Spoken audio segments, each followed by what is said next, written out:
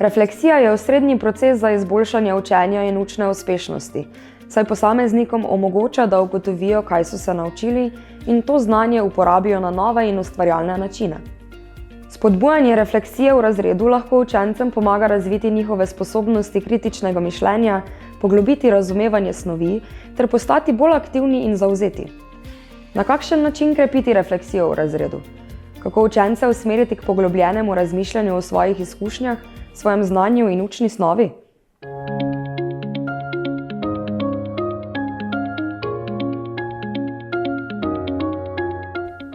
Refleksija je proces razmišljanja in analiziranja lastnih izkušenj, misli in čustev, da bi jih bolje razumeli.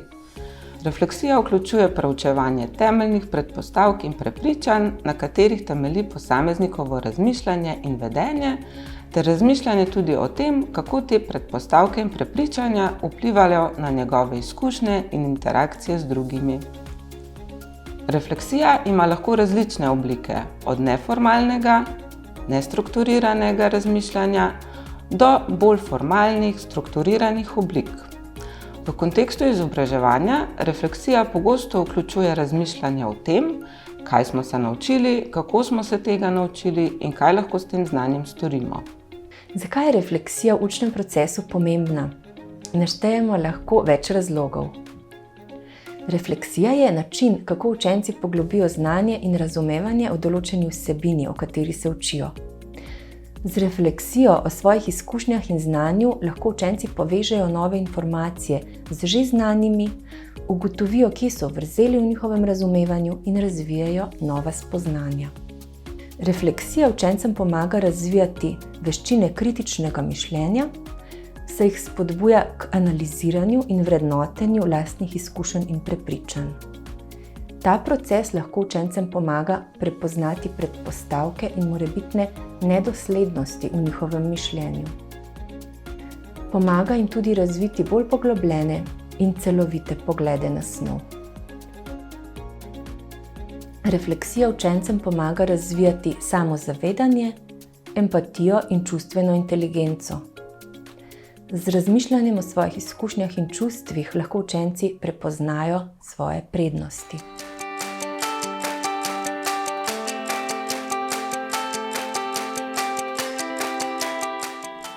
Bistven element refleksije je tudi njena vloga povezovanja učnih vsebin v celoto.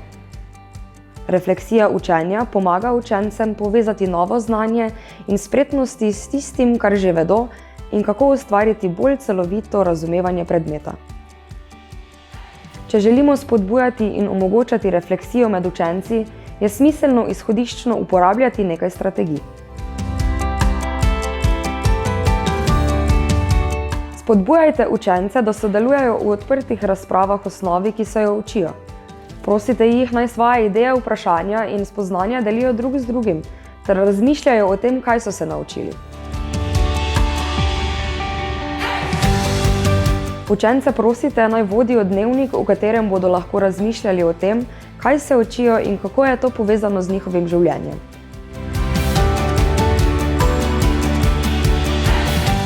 Spodbujajte učence, da med seboj delijo poglede o svojem delu in razmišljajo o novem znanju ter prejetih informacijah.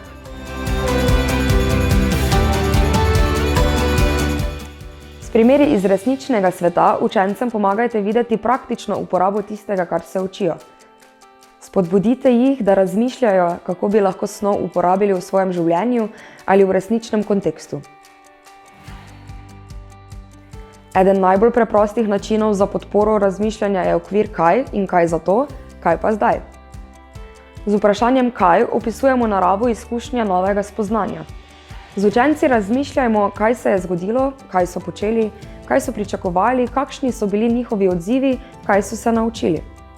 Z vprašanjem kaj zdaj razlagamo pomen in pomembnost izkušnje. Z učenci se pogovarjajmo in skupaj razmišljajmo, zakaj je izkušnja ali naučena tematika pomembna. Kakšne so posledice izkušenj, kako so izkušnje povezane z vsebino predmeta. Z vprašanjem in kaj potem ciljamo k razpravi o vplivu izkušnje in razlag učnih vsebin na prihodna dejanja in razmišljanja. Z učenci razmišljajte, kakšna dejanja sledijo zaradi novih izkušenj in naučenih vsebin, Ali lahko pride do spremembe v načinu razumevanja ali obnašanja in kako lahko uporabimo novo znanje ali veščine.